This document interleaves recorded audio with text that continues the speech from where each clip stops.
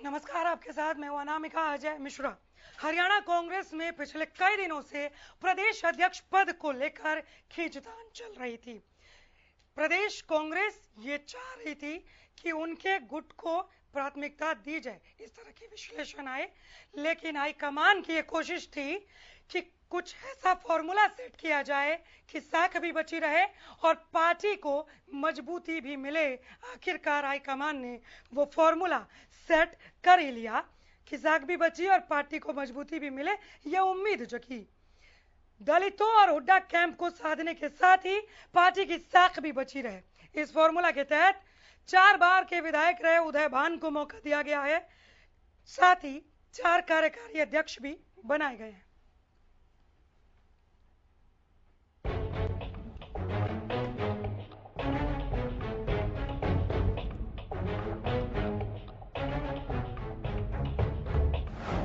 खत्म हुआ घमासान, उदय भान को कमान। कौन होगा कांग्रेस का नया प्रदेश अध्यक्ष, किसे मिलेगी कमान? इन सवालों ने हरियाणा कांग्रेस की राजनीति में बीते कुछ दिनों से हलचल मचा रखी थी। लेकिन आला कमान के ऐलान ने इस सवालों का जवाब दे दिया है। जी हां, पूर्व सीएम भूपेंद्र हुड्डा के करीबी और 4 बार विधायक रहे उदय भान को हरियाणा कांग्रेस की कमान सौंप दी गई है। उदय भान को कुमारी सैलजा की जगह नया हरियाणा कांग्रेस अध्यक्ष बनाया गया है। क्या किस तरह से देश के अंदर और प्रदेश के अंदर क्या परिस्थितियां बन रही हैं, क्या हालात बन रहे हैं, आज हमको गुमराह करके मीडिया के माध्यम से लोगों को गुमराह करके जिस तरह से भारतीय जनता पार्टी देश में प्रदेश में राज कर रही है, आज उनको पर्दाफाश करने की आवश्यकता है। वहीं उदय भान को हरियाणा कांग्रेस की कमान सौंपे जाने पर भूपेंद्र सिंह हुड्डा ने क्या कुछ कहा, वो भी सुनिए। संगठन मजबूत बनेगा और कांग्रेस पार्टी मजबूत आएगी और हरियाणा में कांग्रेस की सरकार बनेगी। इसके साथ ही पूर्व मंत्री किरण चौधरी की बेटी और पूर्व सांसद श्रुति चौधरी, राम किशन गुज्जर, जितेंद्र कुमार भारद्वाज और सुरेश गुप्ता को कार्यकारी अध्यक्ष बनाया गया है। तो वहीं हरियाणा कांग्रेस के संगठन में हुए फेरबदल पर गृह मंत्री अनिल विज ने क्या कहा है, वो भी सुन लीजिए। वैसे तो ये कांग्रेस का अंदरूनी मामला है, परंतु कांग्रेस ने जो पंजाब मॉडल बनाया था उसी को अब वो हरियाणा में लागू करना चाहती है। और जो दुर्दशा कांग्रेस की पंजाब में हुई, उससे भी ज्यादा दुर्दशा कांग्रेस की हरियाणा में होगी। 5 राज्यों में मिली करारी हार के बाद कांग्रेस ने हरियाणा में बदलाव कर एक बार फिर से जान फूंकने की कोशिश की है। हुड्डा को खुश करके पार्टी जाट समुदाय को तो साधना ही चाहती थी, लेकिन सैलजा को हटाने का गलत संदेश भी नहीं देना चाहती थी। ऐसे में हुड्डा कैंप के नेता उदय भान को प्रदेश अध्यक्ष की कमान सौंपकर पार्टी ने कांग्रेस दलित नेता कुमारी सैलजा को हटाने का डैमेज कंट्रोल भी कर लिया है और हुड्डा कैंप की मांग भी पूरी कर दी है। अब देखना यह होगा कि इस कदम से आने वाले समय में हरियाणा कांग्रेस को कितना फायदा होता है। दिल्ली से सुशील सिंह, चंडीगढ़ से रवि काली रमन और होडल से भगत सिंह तेवतिया की रिपोर्ट। उदय भान को कमान पर आइए पैनल से मिलवाती हूँ। हमारे साथ प्रोफेसर विधु रावल हैं, आप प्रवक्ता बीजेपी हैं। बहुत स्वागत है रावल साहब एक बार फिर से। डॉक्टर नवीन रमन है हमारे साथ, वरिष्ठ पत्रकार के तौर पर, आपका भी स्वागत है। सुशील यादव, राजनीतिक विश्लेषक, हमारे साथ मौजूद हैं। आप एक एक करके आऊंगी। रावल साहब, आपसे शुरू कर देती हूँ। आपने भी पढ़ा क्या कि एक और दलित नेता को राजनीति निगल गई और कतार में चलने वाले नेता को तख्त मिल गया? मैंने बहुत जगह पढ़ा।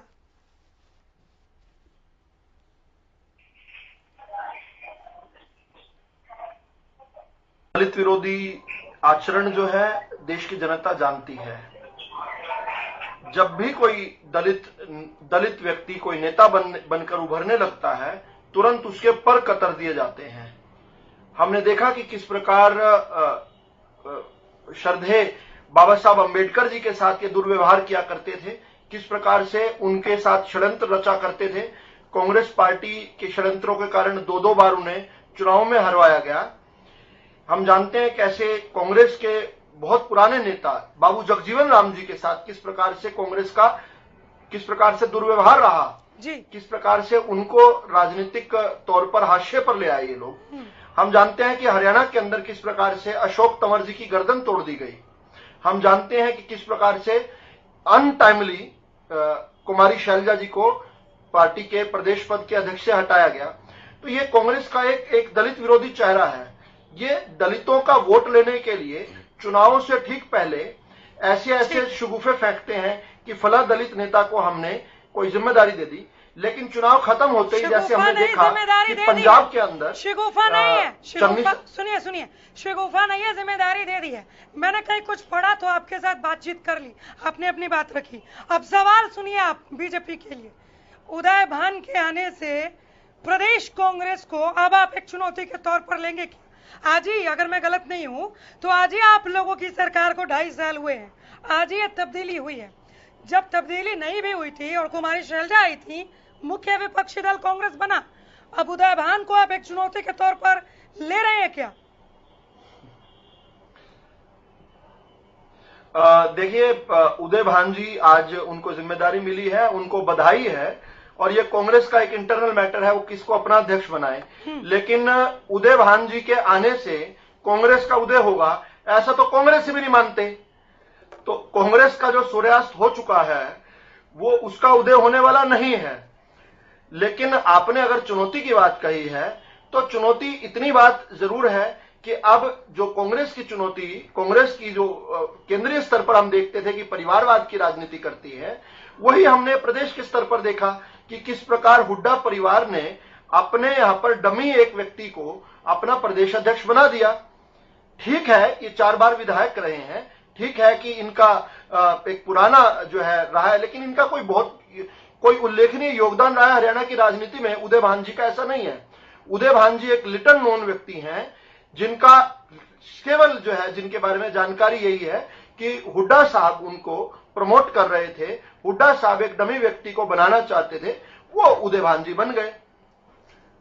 लेकिन खैर, ये कांग्रेस का एक इंटरनल मैटर है, बहुत ज्यादा हम इस पे कमेंट नहीं करेंगे। गयाराम जी के राजनीतिक विरासत को आगे बढ़ा रहे हैं, 4 बार के विधायक रहे हैं, आप लोग तो बहुत हल्के में ले रहे हैं सर। जब ये आए मुख्य विपक्षी दल बनके, तब आपको अभी आज से 2.5 साल पहले बैसाखी की सरकार बनानी पड़ी। देखिए, ऐसा आपका कहना कि हमें कोई इनको बहुत गंभीर रूप से चुनौती के रूप में लेना चाहिए, तो ये तो कांग्रेस के खुद की इस जो नियुक्ति पत्र है उसी में स्पष्ट होता है। ठीक है, हमने देखा कि किस प्रकार उदय भान जी के साथ साथ 4 कार्यकारी अध्यक्ष भी बना दिए। अब कार्यकारी अध्यक्ष का मैं जो मतलब समझता हूं अनामिका जी, मैं ये समझता हूं कि अध्यक्ष, अगर रेगुलर अध्यक्ष जो है उनकी तबीयत ठीक नहीं है, उनका स्वास्थ्य ठीक नहीं है, या वो किसी प्रकार से नकारा हो जाते हैं, या किसी अध्यक्ष की नियुक्ति नहीं हो पा रही है, या किसी अध्यक्ष की नियुक्ति को जल्दी खत्म किया जाता है, तब उनके साथ कोई कार्यकारी अध्यक्ष जोड़ दिया जाता है। लेकिन यहाँ पर 4 कार्यकारी अध्यक्ष बनाना, ये तो कांग्रेस खुद मान रही है। तो आप भी नहीं, अनामिका जी, कांग्रेस खुद इसका मतलब मान रही है। सभी को साथ लेकर चलने की एक कोशिश की है हाईकमान ने। मैं गलत कह रही हूँ क्या सुशील जी? नहीं अनामिका जी, आप बिल्कुल गलत नहीं है। मेरे बीजेपी के भाई समझ नहीं पा रहे, ये बार बार कह रहे हैं इस बात को कि कांग्रेस ने डमी अध्यक्ष बना दिया, डमी अध्यक्ष बना दिया। भाई साहब, ये जमीनी लेवल का कार्यकर्ता लेके आए हैं कांग्रेस अध्यक्ष के रूप में। आप इस बात को भी तो पॉजिटिव लो ना। आप इस बात को चुनौती के तौर पे मान के चलो कि कांग्रेस अब जमीनी सतर के नेता को लेके आ रही है, परिवारवाद की बेड़ियों से हटा नहीं मान रही है, उनका आत्मविश्वास है कि आत्मविश्वास आप कह रहे हो कि दूसरा आप ये कह रहे हो कि 4 कार्यकारी अध्यक्ष बनाए, अध्यक्ष की तबीयत खराब रहेगी। ये कहीं किसी संविधान में नहीं लिखा हुआ, किसी पार्टी के संविधान में, कि कार्यकारी अध्यक्ष सिर्फ तभी एक्टिव रहेंगे जब वो अध्यक्ष बीमार रहेगा। कार्यकारी अध्यक्ष को आप इस बात पे भी चुनौती में लो कि कांग्रेस 4 कोणों में, चारों दिशाओं में कांग्रेस के लेके आई है अपने अध्यक्षों को। कार्यकारी अध्यक्ष ज्यादा काम करेंगे, जमीनी लेवल पे ज्यादा काम करेंगे। आप इसको पॉजिटिव वे में सोचो। चलिए ठीक है, तो बीजेपी की सलाह हो गई, बीजेपी को एक सलाह हो गई, आ जाऊंगी सर, आ जाऊंगी। लेकिन सुशील जी आ जाते हैं कांग्रेस पर। आज कांग्रेस का दिन है, बहुत बड़े बदलाव किए गए हैं। मैं जहां तक प्रदेश कांग्रेस को देख पा रही हूँ, एक हरा भरा पेड़ मुझे अभी दिख रहा है, जो ऊपर बहुत क्लियर नजर आ रहा है, टहनियां दिख रही हैं, हरे भरे पत्ते दिख रहे हैं वहां पर, और उम्मीद का फल भी है कि बहुत कुछ हो जाएगा। लेकिन मुझे उसका तना और उसकी जड़ें नहीं दिख रही सुशील जी। कांग्रेस की जड़ें और तने हमें नहीं दिखेंगे, उन्होंने कोई सोच के संगठन में बदलाव कराए हैं, एक चीज। दूसरी चीज शैलजा बदलाव, हाँ, बिल्कुल दिख रहा है। आज नियुक्ति पत्र आए सतह पर बदलाव हुआ ना, निचली सतर पे करेंगे ना। आज ही मतलब दोपहर के अंदर इनकी चिट्ठी आई है, आप शाम तक को जादू की छड़ी थोड़ी थी उदय भांजे के पास या इन लोगों के पास कि कर देते। मतलब आप आश्वस्त हैं, आपका विश्लेषण ये कहता है मेरा विश्लेषण कि प्रदेश कांग्रेस में बहुत बड़ी तब्दीलियां होंगी जिसका उनको फायदा भी मिलेगा। हाँ बिल्कुल मिलेगा। इसका कारण ये है कि आप एक चीज देखो, उदय भान जी जमीनी स्तर पे काम कर रहे थे, जितेंद्र भारद्वाज जी हैं गुड़गांव में, उनको 50 जगह मैंने देखा है सामाजिक कार्यकर्ताओं के अंदर इनके इधर मिलते हुए। तो आदमी जो एक्टिव, अगर एक्टिव पॉलिटिशियन अब अगर आ रहे हैं तो उस चीज में तो बीजेपी के लिए बहुत बड़ी चुनौती है। चलिए आ जाऊंगी मैं सर, रुक जाइए जरा। डॉक्टर नवीन रमन है क्या हमारे साथ? डॉक्टर नवीन रमन, चलिए राहुल साहब जवाब दे दीजिए, जैसे जैसे पैनल बढ़ता जाए बताएं मुझे। राहुल साहब जवाब दे दीजिए। देखिए, मैं आज कोई कटु बात नहीं कहना चाहता हूं, लेकिन जरूर ये बात रजिस्टर करवाना चाहता हूं फिर से कि कभी भी अध्यक्ष के साथ कार्यकारी अध्यक्ष की नियुक्ति होना अपने आप में बताता है कि अध्यक्ष को कहीं ना कहीं उनको नीचा दिखाया गया है। कहीं ना कहीं जो नेतृत्व है, जो हाईकमान है, उसने ये बात मानी है कि अध्यक्ष कैपेबल नहीं है, इसलिए उनके साथ 4 और लोगों को जोड़ा गया है। और क्योंकि हाईकमान ने ही उनको मृत प्राय मान लिया और उनको कंधा देने के लिए 4 और सदस्य दे दिए। मैं फिर से कहना चाहता हूं, मैं ये केवल हास्य और विनोद में कह रहा हूं, ये कोई कटु बात ना ली जाए, लेकिन ये 4 कार्यकारी अध्यक्ष यहां पर देना, आप कटु बोलते भी नहीं है। नहीं, मैं क्यों बोलूंगा? नहीं, मैं क्यों बोलूंगा? और कांग्रेस जैसी पार्टी के लिए क्यों बोलूंगा? कांग्रेस का तो बहुत बड़ा योगदान रहा है ना, उस योगदान की भी चर्चा करेंगे। अगर आपकी डिबेट पर आज समय मिलेगा तो उस योगदान की भी आज खूब चर्चा कर लेंगे। कर सकते हैं, लेकिन इतनी बात तो जरूर रजिस्टर करना चाहता हूं। तो मैं ये बता रहा था कि कांग्रेस का 4 कार्यकारी अध्यक्ष के साथ नियुक्ति करना, इसका मतलब है कि खुद अपने अध्यक्ष पर वो कॉन्फिडेंस नहीं रखते हैं। उन्हें चाहिए कि 4 अलग अलग लोगों को करें। और जैसे अभी सुशील जी ने कहा कि ये तो उनका काम कार्य विभाजन की बात है। देखिए, डिप्टी अध्यक्ष नहीं बनाए गए, डिप्टी प्रधान नहीं बनाए गए हैं, उप प्रधान नहीं बनाए गए, कार्यकारी अध्यक्ष बनाए गए हैं, वर्किंग प्रेसिडेंट बनाए गए हैं। यानी 4 working president, 1 non working president. अब इसको थोड़ा सा अलग टर्म्स में अगर लें, टेनिस में हम देखते हैं कैसे नॉन प्लेइंग कैप्टन होता है, तो यहां पर हो सकता है नॉन परफॉर्मिंग, यहां पर इन्होंने अपना कैप्टन बनाया, नॉन परफॉर्मिंग अध्यक्ष बनाया, यानी एनपीए, नॉन परफॉर्मिंग अध्यक्ष, यानी यूपीए से एनपीए का सफर इन्होंने तय कर दिया और आज की नियुक्ति के साथ ही। लेकिन ये 4 ही क्यों? ये 40 भी बना सकते थे, ये 400 भी वर्किंग प्रेसिडेंट बना सकते थे और 4000 भी बना सकते थे। अगर इसी प्रकार से कार्य का विभाजन करना था तो बहुत अलग अलग तरीके हैं। लेकिन कांग्रेस की जहां तक हम बात करते हैं, कांग्रेस केवल देश को जातिगत राजनीति के तौर पर आज तक सत्ता प्राप्त करती रही है। हमेशा कांग्रेस ने दोहन जो किया है भारतीय राजनीति के अंदर, उनका जो फॉर्मूला रहा है वो यही रहा है कि हमेशा जातिगत अलग अलग एस्पिरेशंस को जगाए रखो और समाज को कभी एक ना होने दो। वो जब देखते हैं कि एक दलित को हटाया जा रहा है तो उसको उसी जाति के व्यक्ति से लाया जाए। कुमारी शैलजा जी अब आउटगोइंग है, लेकिन हम जरूर ये देखते हैं कि क्या कोई कांग्रेस का समर्थक ये मानता है क्या कि कुमारी शैलजा जी से अभी जो आए हुए व्यक्ति हैं उदय भान जी, ये किसी प्रकार से क्रेडेंशियल्स में बेटर हैं? अगर कोई मानता है तो बताएगा किस प्रकार से। अभी कोई कह रहे थे कि जमीनी स्तर के कार्यकर्ताओं को लेकर आया जा रहा है। हाईकमान मानता है, इनका हाईकमान मानता है, तभी तो नियुक्त किए गए हैं। देखिए, हम सब जानते हैं डॉक्टर मनमोहन सिंह जी की नियुक्ति किस लिए हुई थी। प्रणब मुखर्जी की बजाय और जो वहां पर अर्जुन सिंह जी थे उस समय 2004 में, बड़े बड़े कांग्रेस के नेताओं को छोड़कर किस प्रकार से डॉक्टर मनमोहन सिंह जी को क्यों हॉट सीट पर बिठाया गया था, किसके लिए सीट को गर्म रखने के लिए बिठाया गया था, हम सब जानते हैं। लेकिन आज हम देश की जनता की, प्रदेश की जनता की and least of all Bharatiya Janata party की इनके इंटरनल बहुत मामलों में हमारी रुचि नहीं है, क्योंकि कांग्रेस जो है लोगों के मन से उतर चुकी है। कांग्रेस एक फॉरगॉन कंक्लूजन है, कांग्रेस का कुछ अब यहां पर रखा नहीं है। हाँ, इतनी बात जरूर तकलीफ देती है कि किस प्रकार से महिला और दलित उत्पीड़न का एक उदाहरण प्रस्तुत हुआ आज यहां पर, जब बड़ी बेरुखी से तेरे कूचे से रुखसत हुए। कुमारी शैलजा जो कि नई रोशनी लाने वाली कुमारी शैलजा आई है, नई रोशनी लाई है, ऐसा एक समय सोनिया गांधी जी ने कहा था। आज कांग्रेस के सभी बल्ब जो है फ्यूज दिखते हैं जब कुमारी शैलजा जी को अनटाइमली जाना पड़ रहा है। हम इस चीज को खूब अच्छे से जानते हैं और कांग्रेस को हम किस प्रकार से याद करते हैं उस बारे में भी बता सकता हूं, आप अगर मुझे अनुमति दें तो। बोलिए बोलिए। देखिए, कांग्रेस का जो जन्म हुआ था वो एक अंग्रेजी अधिकारी ने, हम सब जानते हैं कि 1885 में कांग्रेस का स्थापना जो है वो ऑक्टेवियो ह्यूम ने की थी। और हम ये भी जानते हैं बाद में बहुत सारे अलग अलग लोगों ने पुस्तकें लिखी हैं। थोड़ा लंबा हो जाएगा। हरियाणा कांग्रेस पर ही रहते हैं तो बड़ी बेरुखी से तेरे कूचे से हम निकले कुमारी शैलजा के लिए बीजेपी का ये कहना। सुशील जी, बीजेपी को इतनी रुचि क्यों है इस बात में कि कांग्रेस अध्यक्ष किसको बनाएगी, किसको नहीं बनाएगी, इनके कितने वर्किंग प्रेसिडेंट रहेंगे, कितने नहीं रहेंगे? नहीं, दूसरा नहीं, प्रतिक्रिया ही बता रहा हूँ, मैं आ रहा हूँ प्रतिक्रिया। अनामिका जी, मैं आ रहा हूँ। दूसरा, इन्होंने अभी बात करी कि कांग्रेस जातिवाद में बांटती है चीजों को। इन्होंने तो अपनी बहस की शुरुआत इस बात पे करी कि दलित को हटा दिया, दलित को हटा दिया। ठीक है, तो आप इस चीज को मानो। ये कहने का मौका किसने दिया? नहीं, मौका तो फूलचंद मुलाना, हाँ, अशोक तंवर, कुमारी शैलजा और अब उदयभान।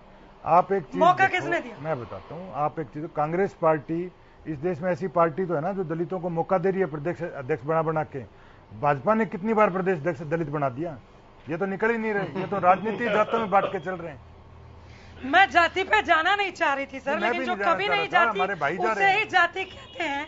ये यहाँ पर आपको कहीं फिट बैठता हुआ दिख रहा क्या?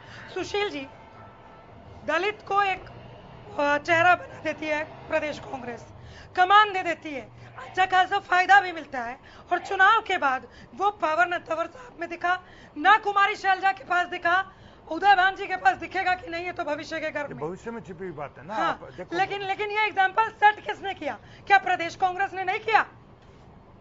नहीं, ये तो राष्ट्रीय कार्यकारिणी का फैसला है, वो कांग्रेस का। आप कांग्रेस के प्रवक्ता से पूछो उनका क्या फैसला नियुक्ति का है ना सर, बाद में वो पावर कहाँ चली जाती है? कुमारी शैलजा संगठन क्यों नहीं बना पाई? अनामिका जी, आप समझो, वही मैं कह रहा हूँ ना, तो विफलता उनकी रही होगी शैलजा जी की, तभी तो इन्होंने आज अध्यक्ष चेंज किया ना। अगर मान लो वो सफल कार्यकर्ता राष्ट्रीय प्रदेश अध्यक्ष अगर साबित होती तो वो क्यों आज अध्यक्ष बदलने की नौबत आती कांग्रेस के अंदर? लेकिन भाजपा कांग्रेस की नैया पार हो जाएगी, हो सकता है, वो उनका इंटरनल मैटर, उन्होंने प्रदेश अध्यक्ष बदला तो कोई सोच के चल रहा है। उसका खिवैया मिल गया आज।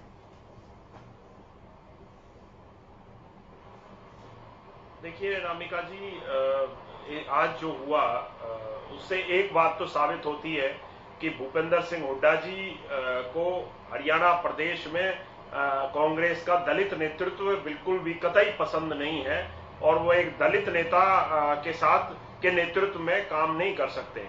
पहले जिस तरह से अशोक तंवर जी के साथ जो हुआ, उनके साथ मारपीट की घटना हुई, वो आपने सबने देखा। उसके बाद जब कुमारी शैलजा जी बनी, उनके साथ जिस तरह का सौतेला व्यवहार इन्होंने और इनके लोगों ने किया और पहले राज्यसभा की सीट उनसे छीनी गई और अब एकदम अचानक प्रदेश अध्यक्ष का पद। फिर तीसरी बार चूंकि शैलजा जी दलित थी तो दलित को ही बनाना पड़ा हाईकमान के दबाव में, तो फिर उदयभान जी को जब ये मौका दिया तो उनके साथ 4 वर्किंग प्रेसिडेंट और लगा दिए ताकि वो फ्री होल्ड काम ना कर सकें। क्या एक दलित नेता को जिसने सारा जीवन इनकी पार्टी को दिया, 4 बार वो विधायक रहे, क्या वो प्रदेश अध्यक्ष के पद पर अगर हाईकमान उन्हें चुनना चाहता था तो क्या उन्हें एक बार मौका नहीं मिलना चाहिए था कि वो इंडिपेंडेंटली स्वतंत्र रूप से संगठन को चला सके और अपनी नेतृत्व क्षमता वो साबित कर सके? परंतु उनके साथ 4 जो वर्किंग प्रेसिडेंट लगा दिए गए, इसका अर्थ तो यही है कि वो सिर्फ अब एक रबर स्टैंप बनकर रहेंगे, क्योंकि सभी जो वर्किंग प्रेसिडेंट है वो अपने अपने क्षेत्रों में गतिविधियां करेंगे और ये प्रेसिडेंट सिर्फ एक क्षेत्र तक सीमित रह जाएंगे, चाहे कोई 2 जिले को संभालेगा, कोई 4 जिलों को संभालेगा। उस रूप में से एक संगठित रूप में, एक केंद्रीय रूप में पार्टी न कल काम करती थी कांग्रेस और न आने वाले समय में काम करेगी। ये सिर्फ अपने अपने क्षेत्र, अपने अपने जिलों तक सीमित होकर वही बंदरबाट होगी जिस तरह से हुड्डा साहब आज तक करते आए हैं। दूसरी बात, प्रशांत किशोर जी ने पिछले 10-15 दिन तक कांग्रेस पार्टी का बहुत अच्छे से बारीकी से ऑब्जर्वेशन किया, विचार विमर्श किया, इनके नेताओं से बातचीत की और अंत में उन्होंने एक समझदार डॉक्टर की तरह, जैसे एक गंभीर बीमारी से जूझ रहे मरीज को डॉक्टर ये कह देता है कि आप इन्हें घर ले जाइए और भगवान से प्रार्थना कीजिए, आगे दुआओं का असर हो सकता है। उसी तरह से प्रशांत किशोर जी ने भी पूरा एग्जामिन करने के बाद इनसे यही कहा कि आप अपनी पार्टी को संभालिए और भगवान से प्रार्थना कीजिए, इसका अब हम कोई कुछ नहीं कर सकता। और यही कहकर वो एक तरफ हो गए और अलग, कांग्रेस से अलग होकर अपना रास्ता अलग बना लिया।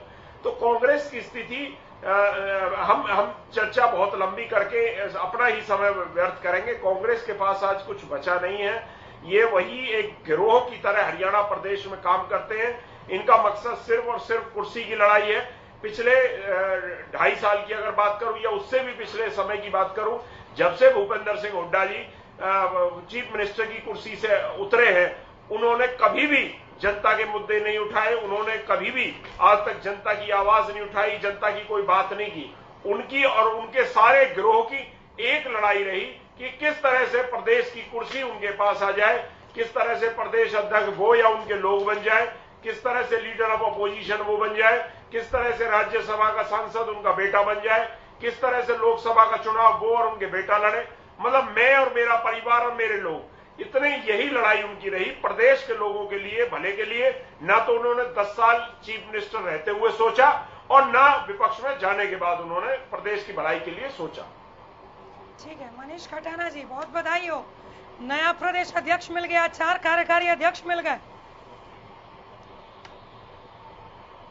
आपको भी बधाई हो और ईश्वर से चाहते हैं कि जिस तरीके से प्रदेश अध्यक्ष बनाए, नई कार्यकारिणी बनाए, कांग्रेस और हमारा हरियाणा प्रदेश के नेतृत्व में, हुड्डा साहब के नेतृत्व में, प्रदेश अध्यक्ष के नेतृत्व में खुशहाली के और विकास पहिए पे जो पिछले 7-8 साल में उतर गया था, दोबारा उसको चलाने के, उसको आगे बढ़ाने का कोशिश करेंगे।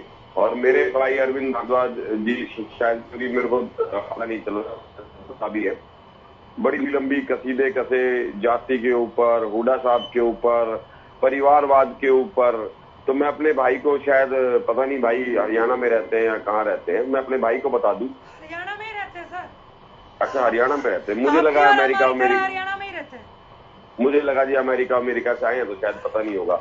हुड्डा साहब हरियाणा में अपने काम के लिए जाने जाते हैं। हुड्डा साहब हरियाणा में भाईचारे के लिए जाने जाते हैं। हुड्डा साहब हरियाणा में विकास के लिए जाने जाते हैं। हुड्डा साहब हरियाणा में प्रति व्यक्ति आय के लिए जाने जाते हैं। हुड्डा साहब मेट्रो को 4 शहरों से जोड़ने के लिए जाने जाते हैं। हुड्डा साहब हरियाणा में 27 विश्वविद्यालयों को बनाने के लिए जाने जाते हैं। हुड्डा साहब हरियाणा में मेडिकल हब के लिए जाने जाते हैं। हुड्डा साहब किसानों के लिए जाने जाते हैं। हुड्डा साहब मजदूर के लिए जाने जाते हैं। हुड्डा साहब छोटे व्यापारी के लिए जाने जाते हैं। किसानों की जमीनें साल से, जब से हम विपक्ष में हैं, जब से हम विपक्ष में हैं, हमेशा चाहे वो आम आदमी की आवाज हो, चाहे वो छोटे कर्मचारी की आवाज हो, चाहे वो मजदूर की आवाज हो, हुड्डा साहब ने सड़क से लेकर। आवाज मिल रही है आपको?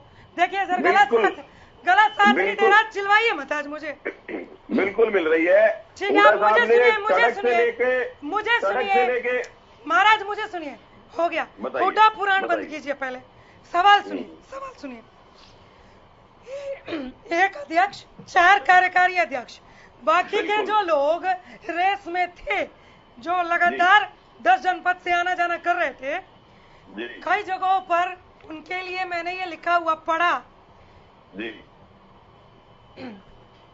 उनके लिए कई जगहों पर मैंने लिखा हुआ पढ़ा, जैसे अभी कह भी रहे थे प्रोफेसर विदु रावल, कुमारी शैलजा के लिए बड़े बेआबरू होकर तेरे कूचे से हम निकले। इस पर कुछ बोलिए। मैम, एक अनामिका जी, आप आराम, आज थोड़ा सा आपका गला हुआ है, मैं आपको ज्यादा तंग नहीं करूंगा। बड़े बेआबरू से कैसे? उन्होंने अपना कार्यकाल पूरा किया और बहुत ईमानदारी के साथ, सच्चाई के साथ पार्टी ने बड़ी बधाई के साथ उनको कार्यकाल पूरा किया दिया है। उसमें क्या दिक्कत है? जो आज है वो कल नहीं है, जो कल है वो परसों नहीं है। उनका कार्यकाल था, उनका कार्यकाल पूरा हो गया। इसमें वो बेआबरू वाली क्या बात है? सबसे पहली बात। और दूसरी बात, मेरे भाई जिस बात को पूरी करना मेरा सवाल का पूरा जवाब दीजिए ना। जो लोग 10 जनपद से आना जाना कर रहे थे, उनके लिए सोशल मीडिया पर ट्रेंड हो रहा है कि अब वो गा रहे हैं हाल क्या है दिलों का ना पूछो सनम। मौका नहीं मिला। देखो जी, ये बात सच्चाई है। हरियाणा में मैं दोबारा कह रहा हूँ कि हुड्डा साहब के कार्यकाल को 10 साल के हुड्डा साहब ने जो काम करे, जो प्रति व्यक्ति आय में जो हरियाणा नंबर 1 था, जो प्रति व्यक्ति निवेश में नंबर 1 था, हुड्डा साहब के कार्यकाल को देखते हुए, हरियाणा की जनता की आवाज को सुनते हुए आज जो प्रदेश अध्यक्ष बनाए गए हैं, जिस तरीके से कार्यकारी अध्यक्ष बनाए गए हैं, ये पूरी कमान हुड्डा साहब के नेतृत्व में हम 2024 का चुनाव लड़ेंगे। और जब 2019 का चुनाव था, मात्र 15-20 दिन पहले हुड्डा साहब के हाथ में कमान दी गई थी। हुड्डा साहब के पास नेतृत्व आया और हम 31 सीट हुड्डा जीत साहब कर के आए। नेतृत्व में या उदयभान के नेतृत्व में? देखिए, अब तो हम उदयभान जी के, हुड्डा साहब के दोनों के नेतृत्व में 2019 की बात कर रहा हूँ मैम, अनामिका जी। लड़ेंगे बोला ना हुड्डा मैं दो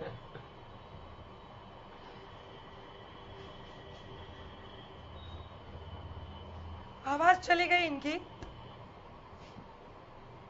चलिए, कोई प्रॉब्लम है सर? मैं सुन नहीं पा रही हूँ आपको। कुछ बोल जरूर रहे हैं आप। वीडियो मिल रहा है, मुझे ऑडियो नहीं मिल रहा। मैं आ रही हूँ। रावल साहब, मैं अभी बहुत गौर से जो है हुड्डा चालीसा, हुड्डा पुराण जिसका आपने संज्ञा दी, मैं सुन रहा था। हरियाणा के बारे में आपने कहा कि हरियाणा के बारे में ही बात करो और पुरानी बात ना करो। तो हरियाणा की एक छोटी सी कहानी आपको बोल देता हूं। अगर अनामिका जी आपके पास समय है तो मैं एक अनामिका जी एक कहानी एक बता देता हूं हरियाणा की। बहुत छोटी सी कहानी है।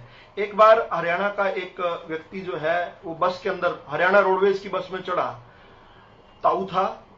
तो वो जब चढ़ा तो उसने, व्यक्ति एक ही चढ़ा, लेकिन उसने कंडक्टर से 2 टिकटें ले ली। उसने कहा कि 2 टिकट दे दो। टिकट लेकर एक उसने दाईं जेब में डाली, एक बाईं जेब में डाली। तो पड़ोस में बैठा हुआ आदमी बड़ा आश्चर्यचकित था। उसने पूछा कि ताऊ 2 टिकट क्यों? चढ़ा तो तू अकेला है, अकेला एक आदमी 2 टिकटों का क्या करेगा? बोला भाई अगर एक टिकट गुम हो जाए तो दूसरी टिकट इस्तेमाल कर लूंगा। तो अब वो बड़ा हैरान हुआ, साथ बैठा व्यक्ति बोला बड़ा निराशावादी आदमी है। चलो, उसने फिर भी हिम्मत करके सवाल किया कि बता ताऊ, अगर दोनों की दोनों टिकटें खत्म हो जाएं, खराब हो जाएं या गुम हो जाएं, या दोनों की दोनों टिकट तेरी गुम हो जाएं, तो क्या करेगा? तो उसने, ताऊ ने ऊपर हाथ डाला जेब में, ऊपर वाली जेब में, और जेब से एक मंथली पास निकाल के कहा ये मंथली पास कब काम आएगा? अब भूपेंद्र सिंह हुड्डा क्या है, इनका पेट क्यों नहीं भरता मुझे नहीं समझ आया। ये 4 बार के सांसद हैं। मैं समझ रही थी। मैं 4 मंथली पास भी समझ, 4 बार के और 2 नहीं 5 टिकट है यहाँ पर। 5 टिकट है, 5।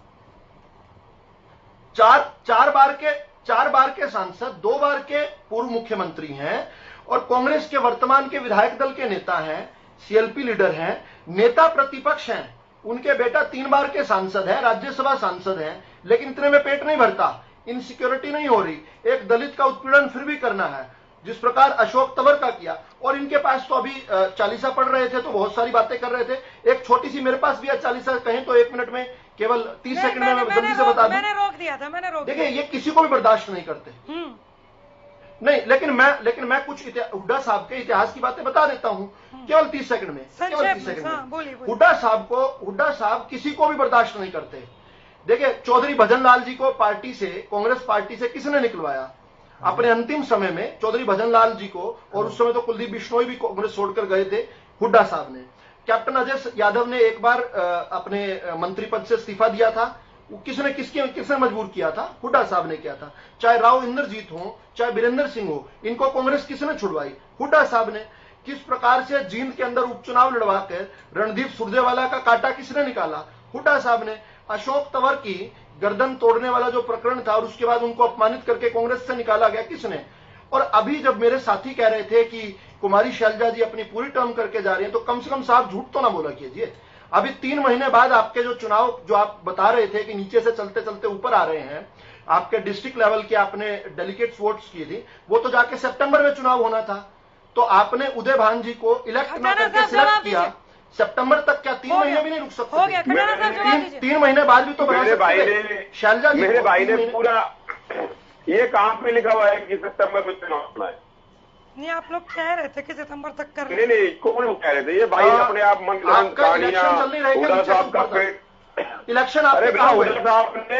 हुड्डा साहब ने हरियाणा बड़ी बात इसलिए पार्टी मुंह कर 10 साल हरियाणा में काम करके दिखा है। आप कितना की सरकार नहीं चलते हुड्डा साहब ने काम करते तो जनता बाहर ना निकालती। जनता ने बनाया। खटाना साहब, अगर हुड्डा साहब ने काम किया होता तो जनता उनको इतनी बेरुखी से बाहर ना निकालती। सत्ता से बेदखल किया, 2-2 बार से एक एक करके प्लीज, एक एक करके बोलिए, एक एक करके बोलिए।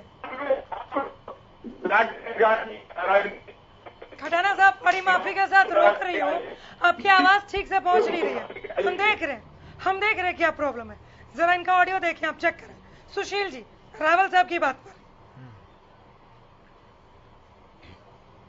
राहुल साहब की आवाज नहीं आ रही। आवाज नहीं आई आपको? पेट में हुड्डा साहब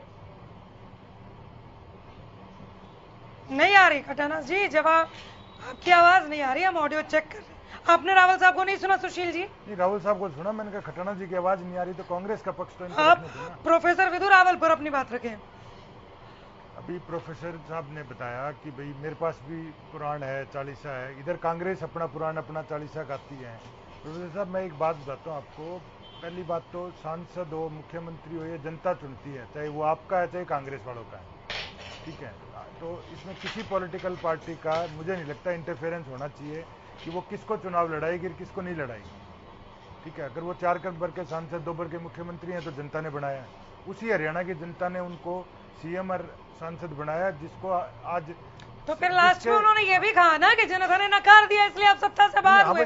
सत्ता से बाहर पर आज विपक्ष में बात वही खत्म हो जाती जनता की आवाज उठाने के लिए विपक्ष में तो बैठा है, ठीक है। दूसरा पक्ष है इनका, बार बार ये जो चिल्ला रहे हैं बदलाव के, अगर आपको तो खुश होना चाहिए, अगर आप इस बदलाव से सोच रहे हो कि निराशाजनक रहेगा कांग्रेस के लिए, तो आप तो आज पटाखे फोड़ो, लाडू बांटो, ठीक है। आपको चिंता का विषय नहीं तो मैं तो खुश हूँ, मैं तो खुश हूँ सुशील जी, बहुत खुश हूँ। नहीं प्रोफेसर साहब, मेरी बात तो रखने दो। खटाना साहब मिठाई नहीं लेकर आए, मैं मिठाई भिजवा दूं क्या? नहीं, मैं तो दोनों की मिठाई खाने में इच्छुक हूँ, क्योंकि बीच के है आपका पक्ष रखूंगा तो वो कहेंगे कि आप नहीं, उदय भान के आने से खुश हैं या कुमारी शैलजा के जाने से खुश हैं आप? कुमारी शैलजा ने मुख्य विपक्षी दल बिठा दिया कांग्रेस को आपके सामने, क्यों खुश? कांग्रेस के डूबते जहाज को देखकर खुश हूँ, क्योंकि इसलिए खुश हूँ प्रोफेसर कि साहब, कांग्रेस तो के प्रति मैं जो कांग्रेस को याद करता हूँ। प्रोफेसर साहब, मैं तो अच्छा, आप अगर सुशील जी बोल रहे हैं तो मैं चुप हो जाता हूँ। बिल्कुल सुशील जी, मैं छोटी सी बात कहता हूँ। प्रोफेसर साहब, आप बुद्धिजीवी व्यक्ति हो, कम से कम सोच तो अच्छी रखो। आप कह रहे हो मैं डूबते जहाज को देख के खुश हो रहा हूँ, ये तो नकारात्मक सोच का चिन्ह दे रहे हो आप। ठीक है, राजनीतिक विचारधाराएं आपकी अलग अलग हो सकती हैं, किसी के बर्बादी पे खुश होना तो कोई अच्छी बात तो नहीं है। दूसरी चीज है तो कांग्रेस है, ऐसे ही भाजपा 2 सीटों से उठ के आज आप सत्ता पे काबिज हुए हो केंद्र में। हरियाणा में 4 सीट मैक्सिमम आती थी, 2 आई, 2 से 4 हुई। नहीं तो वही कांग्रेस की बर्बादी पर अब वो खुश हो रहे हैं, मतलब कांग्रेस बर्बाद हो रही है? कांग्रेस बर्बाद नहीं हो रही, मैं इनको बताना चाह रहा हूँ कि विचारधारा दर्शा रहे हैं अपनी। दूसरा, कांग्रेस आज विपक्ष में बैठी हुई है, आप लोग तो कभी विपक्ष में बैठे नहीं रहा, सत्ता में काबिज हो, ये रिवाइव कर जाएंगे। ठीक है, कोई भी अरविंद भारद्वाज जेजेपी प्रवक्ता है आप, जेजेपी उदय भान को एक चुनौती के रूप में देख रही है क्या कि ये आए हैं तो कुछ खेल हो सकता है?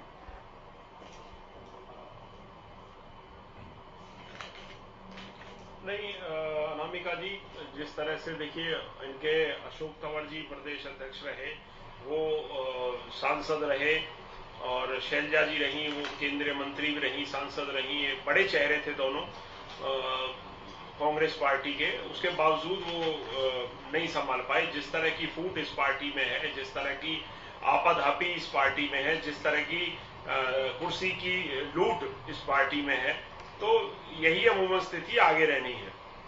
होना क्या है, अब उदय भान जी बन गए, कुछ समय बाद जो पक्ष इग्नोर कर दिया गया है, उपेक्षित है जो पक्ष, वो इनके खिलाफ लॉबिंग करेगा। ये लोग मानने वाले नहीं है। एक्चुअली इनकी जो लड़ाई है, ये कुर्सी की लड़ाई है, ये गुटों में बटी हुई कांग्रेस है। और ये एक नहीं हो सकती। ये मैं यही रोक रही हूँ क्योंकि मेरा पॉइंट आया है यहाँ पे। लोग प्रदेश अध्यक्ष रहे। मैं रोक रही हूँ, यहाँ मेरा पॉइंट आया है। मनीष खटाना एक कार्यकारी, माफ कीजिएगा, एक अध्यक्ष और चार कार्यकारी, क्या इसी गुटबाजी को खत्म करने का प्रयास किया है हाईकमान ने? उदय भान के अलावा श्रुति चौधरी, रामकिशन गुर्जर, जितेंद्र भारद्वाज और सुरेश गुप्ता, सबको थोड़ा थोड़ा बांट दिया कि अभी लड़ो नहीं, एक साथ मिलकर काम करो। देखिए अनामिका जी, सभी एक साथ मिलकर काम करेंगे। बहुत जल्दी संगठन का विस्तार होगा, बहुत जल्दी संगठन की नियुक्तियां होंगी, बहुत जल्दी आदरणीय हमारे नेता विपक्ष भूपेंद्र सिंह हुड्डा जी और हमारे आदरणीय हमारे जो अध्यक्ष बने उदय भान जी, वो सभी मिलकर हरियाणा में एक नई आस और उम्मीद जो लोगों में आज जगी है, जिस वजह से आज सत्ताधारियों पार्टियों में हरियाणा के लोगों की उम्मीद तो उन पर छोड़ दीजिए, दे आर मैच्योर इनफ कि उनको किससे उम्मीद है या नहीं है, किसको वोट करना है। आप प्रदेश कांग्रेस की उम्मीद पर बात कीजिए। आप केवल प्रदेश कांग्रेस के लिए बोलिए कि आप लोगों में उम्मीद जगी है कि गुटबाजी खत्म होगी जो सतह पर दिखती रही है और आप आगे बढ़ेंगे। 100% अब कोई गुटबाजी रही ही नहीं, खत्म नहीं होगी, गुटबाजी रही नहीं। महाराज आपने स्वीकारा तो सही कि थी, बिल्कुल अब नहीं रही। मैं तो मानता हूँ 2019 में अगर गुटबाजी नहीं होती तो आज हम सत्ता में होते। बहुत बढ़िया, मैं तो इस बात से इनकार ही नहीं कर रहा। मैं कायल हूँ। अगर हुड्डा साहब को नेतृत्व 2019 में अगर 2 महीने पहले दे दिया होता तो आज हम 50 सीटों पे होते। ये तो 15 दिन पहले का रिजल्ट है कि हम 31 सीटों पे और 9 सीटें 5000 से आ रहे हैं। आप सोचिए कि आज अगर नेतृत्व हुड्डा साहब के नेतृत्व को 2022 में दिया है और चुनाव 2024 में है, हम अपने हिसाब से देखेंगे कौन हमारे पास जिताऊ कैंडिडेट है, कौन ग्रास रूट पे काम कर रहा है। हुड्डा साहब को कहा दिया, उदय भान को दिया है। मतलब आप कह रहे हैं कि कतार में चलने वाले को तख्त मिल गया, लोग सही बोल रहे हैं, आप यही कह रहे हैं क्या? भैया हुड्डा साहब के साथ मिलकर प्रदेश सीएलपी लीडर और प्रदेश अध्यक्ष के साथ मिलकर ही तो विजय रथ को आगे बढ़ाया जाएगा। कहीं तो उदय भान जी का भी नाम ले लीजिए, आज ही बने हैं अध्यक्ष। कहीं तो उदय भान जी का भी नाम लीजिए। मैं तो कह ही रहा हूँ प्रदेश अध्यक्ष और हुड्डा साहब मिलकर चुनाव जीतेंगे, उनके नेतृत्व में चुनाव होगा। किसके नेतृत्व में? 2024 में हुड्डा साहब और प्रदेश अध्यक्ष के नेतृत्व में चुनाव होगा। सुनिए सवाल सुनिए, मैं रावल साहब के एक सेंटेंस के साथ कनेक्ट करती हूँ जी। सुनिएगा, किसके नेतृत्व में? उदय भान के नेतृत्व में या हुड्डा साहब के नेतृत्व में? क्योंकि रावल साहब कह रहे हैं कि एक सिक्के के एक मिनट अनामिका जी मुझे आप पहले पूरा सुनिए। Let me complete. मैं फिर भी पूछूंगी। रावल साहब कह रहे हैं कि आप लोगों ने अपने वक्त में केंद्र में डॉक्टर मनमोहन को एक बार इसी तरह की जिम्मेदारी दी थी जैसा आज उदय भान को दिया। उन्होंने एक एग्जाम्पल दिया। मैं इस एग्जाम्पल को पूरा करता हूँ। आदरणीय मनमोहन जी गोल्ड मेडलिस्ट थे, ये बात पूरा देश जानता है।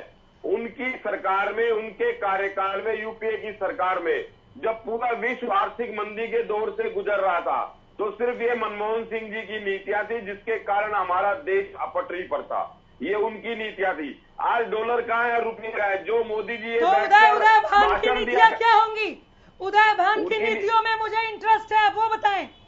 उदय भान जी की नीति है कि 36 बिरादरी भाईचारे, प्यार और विश्वास के साथ हरियाणा के विकास के पहिए को, जो पिछले 8 साल से सड़क से नीचे उतर गया है, खड्डे में फंस गया है, उसको दोबारा सड़क पर लाना है और विकास की वही नहीं अभियान है जो पहले उदय साहब के कार्यकाल में बहा करती थी। सुनिए ना महाराज, 36 बिरादरी, अनामिका जी 36 बिरादरी को तो आप आगे साधेंगे। पहले आप आपस में जो 36 का आंकड़ा है उन चुनौतियों को कैसे निपटाएंगे उदय भान जी? कोई आंकड़ा नहीं है। जो मैं बार बार आपसे कह रहा था कि हुड्डा साहब के नेतृत्व में, मैं अभी भी कह रहा हूं, एक सिक्के के 2 पहलू होते हैं, बिना पहलू के सिक्का नहीं होता। हेड और टेल। अगर हुड्डा साहब हेड है तो प्रदेश अध्यक्ष टेल है, और अगर प्रदेश अध्यक्ष हेड है तो हुड्डा साहब टेल है। ये सिक्के के 2 पहलू हैं जो साथ मिलकर अभी हरियाणा की नैया को पार लगाएंगे। ये फॉर्मूला आज सेट हुआ। इस नैया को ऐसा खेवैया आज मिला, ये सिक्का आज मिला है। अशोक तंवर के टाइम पे ये फॉर्मूला सेट क्यों नहीं हुआ? कुमारी शैलजा के टाइम पे ये फॉर्मूला सेट क्यों नहीं हुआ?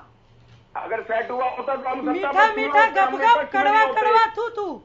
अगर सेट हुआ होता तो हम आज सत्ता में होते, विपक्ष में नहीं होते। अब सेट हो गया, अब हरियाणा की जनता हमारे को सत्ता देगी और हम हरियाणा की जनता के लिए काम करेंगे। जो मेट्रो रुकी हुई है उसको बहाल करेंगे, आगे लेके जाएंगे। जो बीपीएल कार्ड इन्होंने बंद करे उनको देंगे, गरीबों को 100 वर्ग के प्लाट देंगे, बच्चों को वजीफे देंगे। हो गया घोषणा पत्र नहीं, घोषणा पत्र नहीं, केवल प्रदेश कांग्रेस पर आज बात करूंगी मैं, केवल प्रदेश कांग्रेस। एक सवाल और ले लेती हूँ आपसे, एक सवाल और देखिए, मैंने रिक्वेस्ट की, आज मेरा गला साथ नहीं दे रहा, आपको मेरा सवाल सुनना पड़ेगा। बात नहीं कर रहा, सवाल हुड्डा सुनिए, साहब ने जो सवाल काम सुनिए किया ना है, महाराज, मैं सवाल काम की बात कर रहा हूँ। सवाल सुनिए आप, एक सवाल और ले लेती हूँ। बताइए।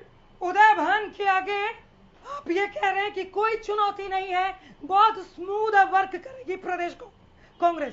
कोई चुनौती नहीं है, कुछ भी नहीं है। सुशील जी, उदयभान जी के, हुड्डा साहब के हो गया, में हम हरियाणा का चुनाव 100% जीतेंगे और कम से कम मैं ये नहीं कहता, शुभकामनाएं, कम से कम। चलिए, धन्यवाद, शुभकामनाएं, बने रहिएगा, लेकिन जाना नहीं है अभी, बहुत अभी 42 ही हुए हैं, अभी 10-12 मिनट और डिबेट करना है। सुशील जी, मैं मनीष जी को बताना चाहूंगा। मनीष जी, आज प्रदेश अध्यक्ष अनाउंस किया है, कोई चुनाव नहीं अनाउंस कर दिए कि आप अपना घोषणा पत्र बताने लग रहे हो प्रदेश को। नहीं, घोषणा पत्र की बात नहीं करी। नहीं, आपने मैंने 10 साल हुड्डा साहब ने जो काम करे, जो इस बीजेपी सरकार पद पाओ, आज ग्रुप डी की नौकरियां दे रहे हैं, ओलंपिक मेडल खिलाड़ियों को ग्रुप डी की नौकरियां दे रहे हैं।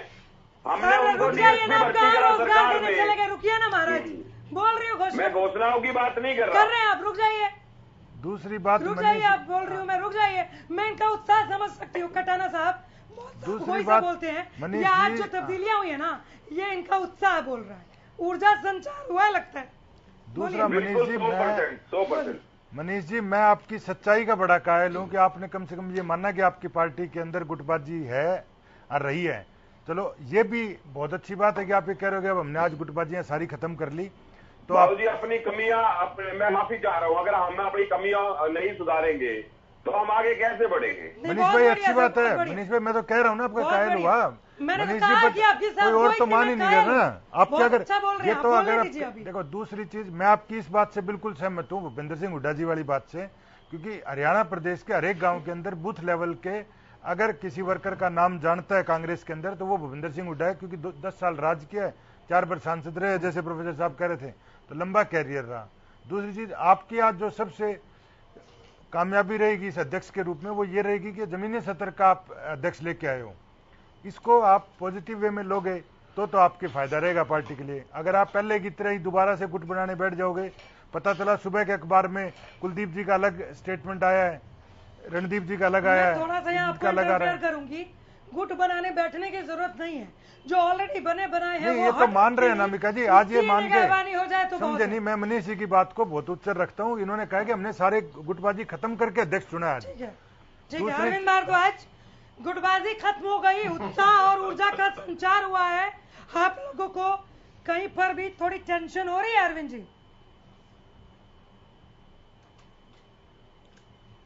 नहीं, हमें टेंशन क्यों होगी, ये आपस में ही इतने उलझे हुए हैं। ये आज भी इस बात को लेकर स्पष्ट नहीं है कि किसके नेतृत्व में अब कांग्रेस पार्टी काम करेगी। एक तरफ ये कहते हैं कि हुड्डा साहब का नेतृत्व नहीं दिया जा रहा था, इसलिए हमारी सरकार नहीं बन पाई, वरना ये 50 सीट ले आते। तो अब कौन सा हुड्डा साहब को नेतृत्व दिया? अब तो उदयभान जी को नेतृत्व दिया है, प्रदेश अध्यक्ष तो उदयभान जी को बनाया है। इसका अर्थ ये है कि जो मैं कह रहा था वो बात बिल्कुल स्पष्ट है कि इनकी नजर में उदयभान जी सिर्फ एक रबड़ स्टैंप है, और ये लोग सोचते हैं कि हुड्डा साहब या दीपेंद्र हुड्डा जी यही पार्टी को चलाएंगे, बाकी उदयभान जी सिर्फ एक मखौटा रहेंगे। बिल्कुल सही तुलना की गई जिस तरह से डॉक्टर मनमोहन सिंह जी के साथ, वही स्थिति ये करना चाहते हैं। अब स्थिति ये है कि अगर उदयभान जी इनके तरीके से चलते हैं जैसे ये उन्हें चलाना चाह रहे हैं, तब तो ठीक है, और अगर वो अपने नेतृत्व क्षमता का प्रदर्शन करते हैं या अपने डिसीजन लेना शुरू करेंगे तो उनका भी वही हश्र हो सकता है जो कि अशोक तंवर जी के साथ हुआ था दिल्ली में, जो दुर्घटना उनके साथ हुई। तो ये लोग एक पार्टी की तरह नहीं, एक गिरोह की तरह काम कर रहे हैं, जहां पर सिर्फ मकसद सिर्फ लूटपाट है। इनका मकसद भारद्वाज साहब, आप इतने बढ़िया प्रवक्ता हो, इसके अलावा ना इनके पास कोई नीति है, ना कोई विचारधारा है, ना कोई इनकी नीति है, ना कोई पॉलिसी है। ऐसी शब्दावली आप ये देखिए, पिछले महीने में 2 महीने में भूपेंद्र सिंह हुड्डा जी ने, दीपेंद्र हुड्डा जी ने या और किसी ने जनता के लिए कोई की हो तो बताएं। इनका मकसद, आप अनामिका जी इनसे ये पूछिए कि पिछले 2 महीने से जो दंगल ये कर रहे थे दिल्ली में, कभी सोनिया गांधी जी के साथ मीटिंग, कभी प्रियंका जी के साथ, कभी केसी वेणुगोपाल जी के साथ, कभी और किसी के साथ, क्या वो जनता के हितों से जुड़ी हुई मुद्दे उठा रहे थे या किसी जनता की समस्या पर विचार विमर्श कर रहे थे? ये लोग सिर्फ और सिर्फ कुर्सी की लड़ाई लड़ रहे थे। तो जो लोग कुर्सी की लड़ाई पिछले 7 साल 8 साल से लड़ रहे हैं, उनसे जनता क्या उम्मीद करेगी कि ये उनके लिए कोई काम करेंगे? खटाना साहब जल्दी से, राहुल साहब 1 मिनट और दे दीजिए, मैं आ रही हूं। सत्ता पाना चाहते हैं ताकि लूट कर सके। ठीक है खटाना साहब। मेरे भाई ने बहुत बड़ा अच्छा और बड़ा मीठा भाषण दिया जनता के लिए। अरे भैया, आपने जब वोट मांगी थी, आपने किसके लिए मांगी थी? अपने लिए मांगी थी या बीजेपी के लिए मांगी थी?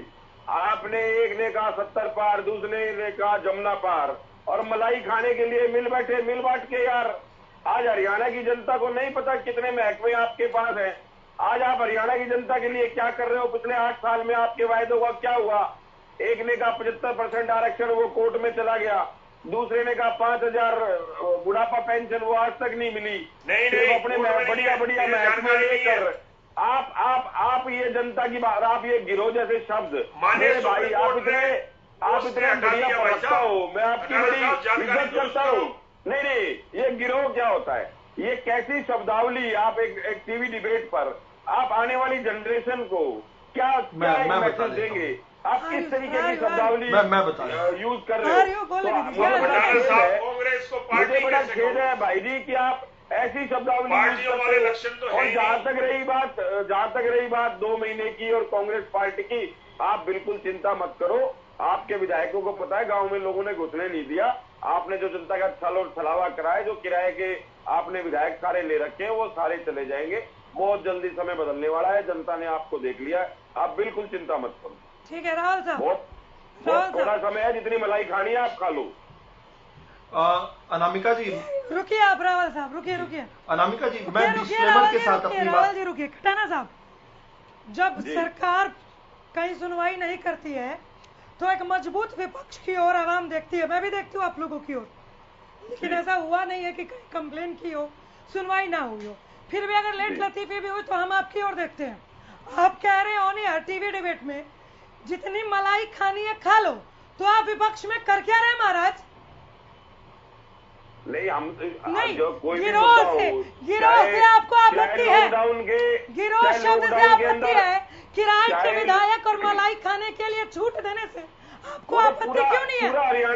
पूरे हरियाणा की जनता जानती है। आपत्ति नहीं है? जब भी चाहे खनन का मामला हो, चाहे शराब का मामला हो, चाहे रजिस्ट्री घोटाला हो, हरियाणा में जितने घोटाले इस सरकार में हुआ है, वो पूरे हरियाणा की जनता जानती है। और आज तक फिर वो सिर्फ अनामिका जी फिर से वही बात है, आप कह रहे हो कि मलाई खा लो, आप घोटाले क्यों गिनवा रहे हैं? रावल साहब देखिए, मैं अपनी बात जो है 2 डिस्क्लेमर के साथ शुरू करना चाहता हूं। पहले भी मैंने कही थी ये बात, लेकिन शायद रजिस्टर नहीं हुई थी, दोबारा बता रहा हूं कि कांग्रेस वाले चाहे उदय भान जी को प्रधान बनाए, चाहे चंद्र भान जी को बनाए, चाहे सूरज भान जी को बनाए, ये इनका इंटरनल मामला है। हमें इसमें ज्यादा कोई हस्तक्षेप नहीं कर रहे हैं। हम ये तो आप टिप्पणी के लिए कह रहे हैं, तो हम अपनी बात कह रहे हैं। तो कोई ये कहे कि हम ये क्यों कह रहे हैं, यू क्यों कह रहे हैं, ये ठीक नहीं है बात। नहीं, मैंने पहले ही कह दिया था कि मैं एक बात और रजिस्टर करना चाहता हूं। देखिए, हम जानते हैं कि हरियाणा के अंदर केवल 2 ही हमारे ऐसे पूर्व के 2 ही मुख्यमंत्री जो हैं जो जीवित हैं। यानी ये जो मंथली पास जो मैं बता रहा था, 2 ही पूर्व मुख्यमंत्री होना एक बहुत बड़ी बात होती है। आपको हर पद पर काबिज होना है, ये आपकी सोच को दर्शाता है। किसी ने कहा जी 4 बार सांसद बन गए, ये हो गया वो हो गया। अरे जनता ने बनाया इतने तो ठीक है, हटाया किसने, हराया किसने? हराया भी तो जनता नहीं है। सत्ता से बेदखल भी तो जनता ने किया।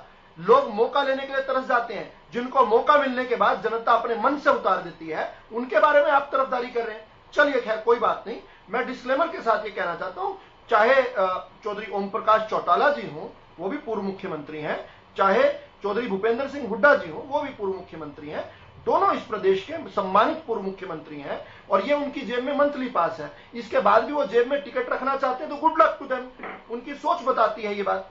अच्छा, अब जो गिरोह की बात कह रहे थे, गिरोह की बात से आपत्ति उन्होंने जताई हमारे कांग्रेस के साथी ने, तो मैं एक और शब्द बोल देता हूं जिससे आपत्ति शायद ना हो उनको। देखिए, कांग्रेस कबीलों में चलती है, कबीले, एक कबीला दूसरे कबीले को मार देता है, एक का राज आ जाता है, फिर दूसरा कबीला उठ के खड़ा होता है, दूसरे कबीले पे मार देता है। कांग्रेस का पूरा जो है, किसी भी प्रदेश में देख लीजिए, पंजाब में हमने देखा कि किस प्रकार चन्नी जी और सिद्धू जी के बीच में था, उससे पहले कैप्टन साहब के साथ और सिद्धू जी के बीच में था झगड़ा। हम राजस्थान के अंदर देखते हैं गहलोत जी के बीच में और किस प्रकार से सचिन पायलट जी के बीच में है। छत्तीसगढ़ में देखते हैं हम किस प्रकार से वहां पर भूपेंद्र बाघेल जी और देव साहब के बीच में है। हम हर जगह पर, हर प्रदेश के अंदर कांग्रेस में इसी प्रकार से बहुत सारे कबीले हैं और ये कबीले किस लिए हैं? ये लूट का अवसर ढूंढते हैं। आपने बहुत सही बात पकड़ी अनामिका जी, आपने कहा कि ये मलाई, हम मलाई खाने आ जाएंगे, मलाई कोई खा रहा है, ऐसा आरोप लगाना ना।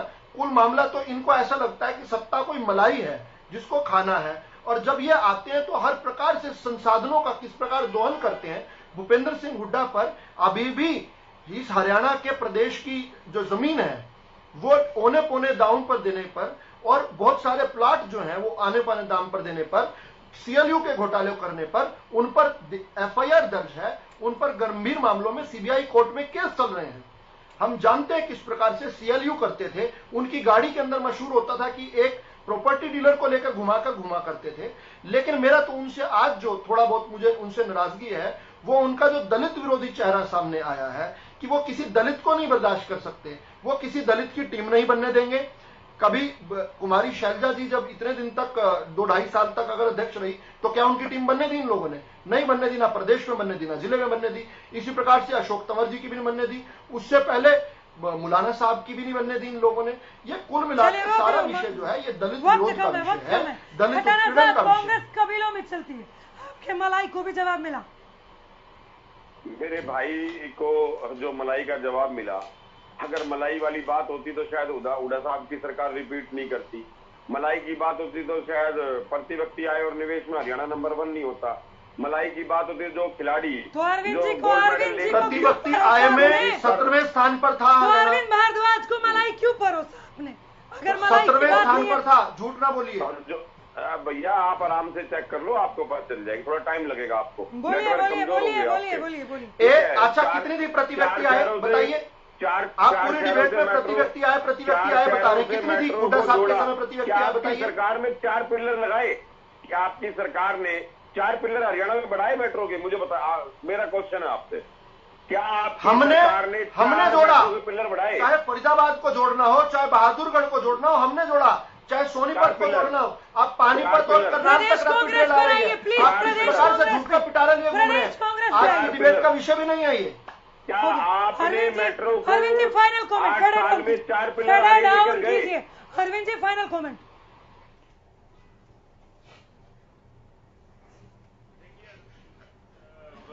अनामिका, प्रदेश अध्यक्ष बनाए, इससे हमें कोई फर्क नहीं पड़ता, पर हाँ इतना जरूर है कि कांग्रेस की जो स्थिति कल थी वही आज है और वही भविष्य में रहने वाली है। ये गुटों में बटी हुई पार्टी है, ये एक पार्टी नहीं बल्कि एक गिरोह की तरह काम करती है, जहां हर गिरोह सिर्फ दाव लगाना चाहता है दूसरे को। 10 सेकंड सुशील जी, 10 सेकंड सुशील जी। भारद्वाज साहब, आपने बार बार एक तो गिरोह शब्द का जो प्रयोग कर रहे हो ना, तो मेरे को भी आपत्ति है, क्योंकि गिरोह शब्द कोई बहुत अच्छा शब्द नहीं है, असंवैधानिक है। ठीक है। दूसरी चीज, आप रबड़ स्टैंप की बात कर रहे थे कि कांग्रेस ने आज रबड़ स्टैंप बना दिया। आपकी पार्टी ने भी रबड़ स्टैंप भी बैठा रखा है। आपके डिसीजन आपकी पार्टी में आपके लीडर लेते हैं, दिग्विजय दुष्यंत जी, ठीक है, वो निशान सिंह जी को, रजय सिंह जी को तो इन्वॉल्वमेंट ही नहीं करने देते। तो रबड़ स्टैंप किसको, क्या संगठन कैसे चला रहा है, वो प्रदेश कांग्रेस पर नई तब्दीलियां की हैं, नए हेड बना दिए गए हैं, प्रदेश अध्यक्ष उदय भान 4 कार्यकारी अध्यक्ष भी बनाए गए हैं। क्या प्रदेश कांग्रेस का एक अलग ओहरा देखने को मिलेगा? कुछ करिश्माई ताकत देखने को मिलेगी, कुछ करिश्माई फैसले देखने को मिलेंगे। ये लेकर अपडेट आते रहेंगे। फिलहाल आप सभी का शुक्रिया। नमस्कार।